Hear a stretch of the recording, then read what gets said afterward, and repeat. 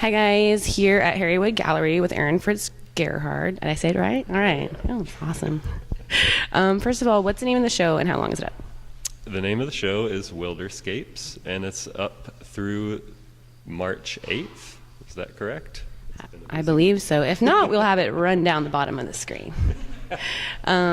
So walking in the gallery, my first question for you is about your animal portraits and their characterizations or personifications, particularly these two behind me. Yeah, so talk to me about it as your reflections of nature.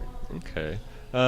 Some people have different interpretations. I heard today that they thought the elk might have attacked them, so that was a little bit different intention than I might have had, but that's okay. I appreciate that. But that was actually from a man who had been attacked by an elk, so we can understand that. But for me, these guys are my friends, so the elk particularly, it's my fantasy of being able to hang out with an elk at night out in the snow and go romp around. So I'm trying to live a little bit of that fantasy. But there's an elk bugle that's going on in the show right now. We have wildlife audio recordings. So the reason that it started was up in the Alpine, that the painting this goes with, there's elk all around. You see them all the time. But I heard them in the middle of the night in the dark. So you hear one off here, and what started was I yelled out to the elk, and then it called back to me, and that was a very startling experience. So it made me think, wow, I could maybe have a relationship with these animals. So then every once in a while you hear it moving through the canyon. I just thought it was a beautiful experience, a beautiful sound, and I wanted to hang out with them. So I wanted to spend some time with these guys and look at them up close. That's the reason why some is portraits, and to get right up close. So it's an intense interaction, so perhaps it could be being attacked or just having a good time. I don't feel like they give the impression of being attacked, but they definitely give you more of an intimate view of the animals, and I think that's clear with what you said. Also, in relationship to your landscapes, talk to me a little bit about how you go creating those. Do you paint them out in plein air, or do you take a photo of what you see, or is it just from memory? I originally started with photographs, but then realizing that it was separating me from the real true emotion that was going on with me. I mean, as soon as you look through the lens of a photograph, you're removed from your environment. So trying to separate that, I started doing a lot of plein air painting, which is painting on-site outdoors, and that changed the entire experience as far as color, light, things like that. The moment is very important. But a lot of these paintings, the larger ones, are constructed through repeated experiences in these places. So these aren't places I've just gone once. I've gone several times. I know them very intimately, so I can look into the further details of the specific experience. But I use several photographs, similar to David Hockney, the way that he composes several photographs, shoves them together abstractly, then I draw from that image. So a lot of these images aren't in an existing place. There's something more, or it's the full experience, especially the lava cave, where it shows you the entrance and the exit at one time. There is no viewpoint that showcases that in that cave. So it's more of a combination of all of it for you. Yes, trying to show the full experience of the event and working something more from nature, something more than what can be viewed just by one vanishing point, something that really showcases an entire experience, an entire feeling of that place, trying to capture that. Yeah. I think they're fantastic. You do feel almost transformed when you look at them. Like it's almost like a fantasy, and I think that's awesome. Okay, lastly, I'm going to show this to the camera. Talk to me about this. Well, for me, this is kind of the basis of this show, that a lot of the places that you see here are either wilderness areas or publicly owned land. So we all own this land. It's government land. They manage it. So this is the way that I use to research. This is my form of research. And a lot of people, I feel, don't use this wealth of knowledge and the resources that are available through the National Park System, that they have websites, informational things. This is how I learn where's appropriate to go, where is not appropriate, where I'm allowed to camp, what I'm allowed to do while I'm camping. And I see a lot of people not following these rules. So I'm trying to showcase that, trying to have a little bit of a message on the side. Primarily it's fun, it's beautiful, but we're trying to have a little bit of a message as well. I love it. I'm totally going to take one. And congratulations, and thank you very much. Thank you. Thank you.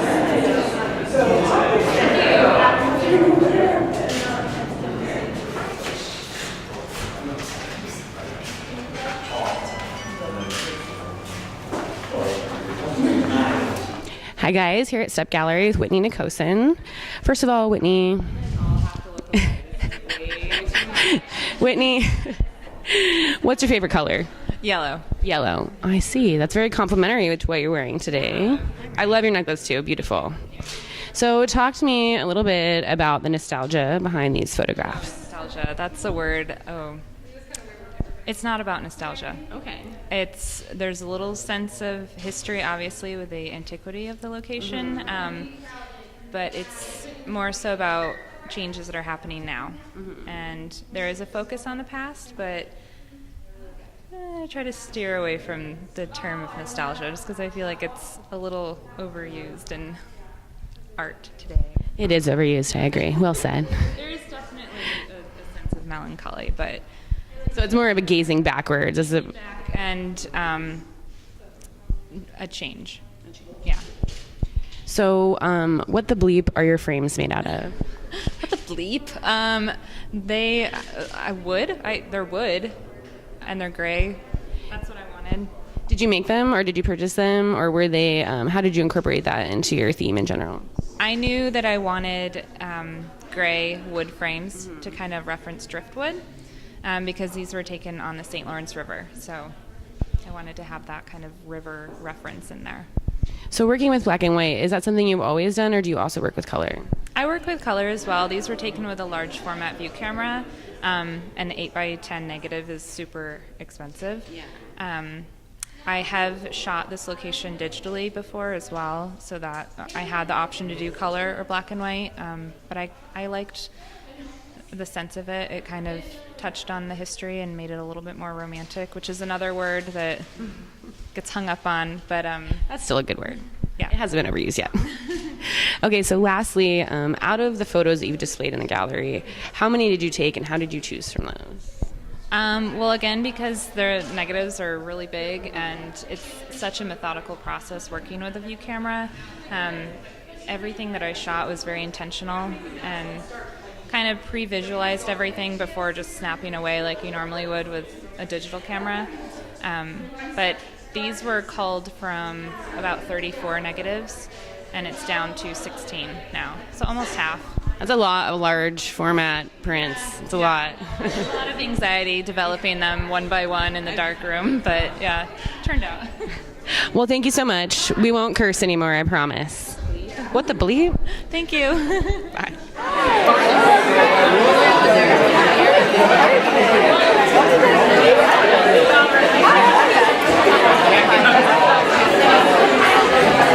Just like that.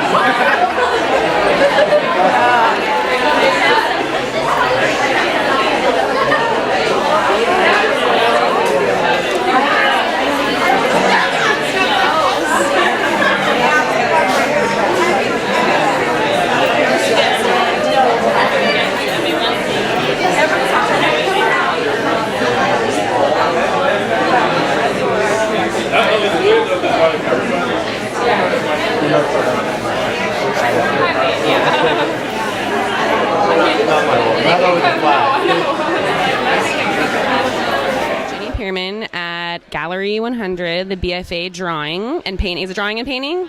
Drawing, Painting. First of all, what is the name of the show and how long is it up?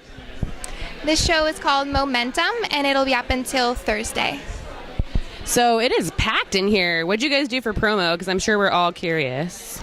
Well, first of all, we made postcards and posters with the name of the show and the dates, and each of us handed those out to our friends and family members, professors, and then posted them around campus in all the different art buildings, and we made a Facebook group and invited everyone that way. And I think just having our community on campus helped to promote everyone's senior show. Yeah, the senior shows have been packed this time around. It's really awesome to see. So about your work, first of all, I'm curious about your color choice and how you go about choosing your colors. Okay. Color is probably the most important for my pieces. My process is different for each, so in my figure paintings, I like painting from life and with the figure paintings, and I try to mix colors that are kind of accurate to what I'm seeing, but with taking into account the mood in the room, kind of the personality of the figure, maybe the lighting. Sometimes we have some natural light coming in, and then there'll be like a hard, cool light and a warm light, and so I'll kind of exaggerate those tones, but I like to keep them soft so it has that natural feel. And then I just recently started these abstract works, and those are more based on what colors work well together and kind of the relationships of the colors. And So, would you say that your figurative work informs your abstract work? definitely. They're supposed to be kind of a balance of each other. So the way that I break up the shapes of the forms in the figure and the shapes of the shadows and the lights are more exaggerated to create the abstract work. I think that's evident in your work, and I think the colors are fantastic. I just love them. Thank you very much. Thank you. Hey guys, here at Gallery 100 again with Brooks and Deli, and we're going to talk a little bit about sparkles and your process in general, okay? Okay, perfect. So there's definitely a theme of color, and I really didn't want to include black. And there really isn't a narrative, but I wanted the viewer to basically see a wall of color and to be able to infer meaning on their own. So that's why I really had a lack of a narrative. The hanging things, those are portraits. I know they're in the shapes of dream catchers, and everyone calls them dream catchers, but they're actually portraits. This is of my best friend. The two in the middle are a diptych of my sister, and then the one at the end is a self-portrait. So yeah, those people have been asking about most of all. So how do you go about finding these objects for portraits? How do you choose them in relationship to the overall composition? Okay, so I really started out just with a color theme, and that's what I played off of. And I really played off of people's personalities, and kind of more so than what their favorite this or that is. I wanted to get to the things that you really can't find out about somebody until you're their best friend or their sibling or them themselves. Yeah. So that was really the thought process, and I really found most of the things at Goodwill or the dollar store, altered them in some way, and then with a glue gun, I put them all together. I love glue guns. You can save the world with the glue gun. Yeah. And duct tape. Yes. But on a side note, so your portraits that you made of your friends, were they nervous a little bit with this installation? So actually, they were all on kind of a big ego trip. Like, they were like, oh, your thesis gallery includes me. And and hey, more power to them. I'm nervous about my self-portrait being in there because it's kind of like me on the wall. But all my friends are stoked.